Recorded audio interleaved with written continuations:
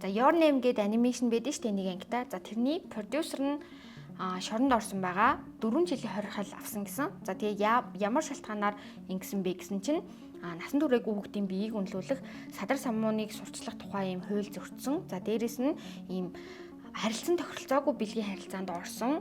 Тэгээд зохисгүй зураг авалт хийсэн хэрэгээр буруутгагдсан юм байна. Тэгээ энэ хэрэг нь болохоор 2023 онд гарсан 15 настай охинд одоо бэлгийн харилцаанд орохын тулд $130 төлсөн гэж байна. За тэгээ дээрэс нь бас нэгэн өөр өсвөр насны хүүхдийг одоо өөрийнхөө зургийг ингээд над руу ингээд явуулаа энэ гээд тиймэрхүү зүйл ингээд шаардсан. За тэгээ иймэрхүү хэрэгүүдээс болоод 4 жилийн хоригдол авсан байна. За тэгээ энэ продюсер маань зөвхөн Your Name гэлтгүй сая 22 онд гарсан Сүзүмэ гэдэг хүүхдийн киноны анимны нэг ангитай анимны бас продюсераар нь ажилласан ийм хүн байгаа. Тэгээд ийм гоё анимнуудыг ингээ продюсер хийчихэд ийм хэрэг хийн гэдэг бол үнэхээр аимшигтай. Тэгээд ядж ил энэ хоёр киноны чинь анимашны чинь гол дүр нь ингээд 10 жилийн ийм сурагч охтууд байгаа штэ.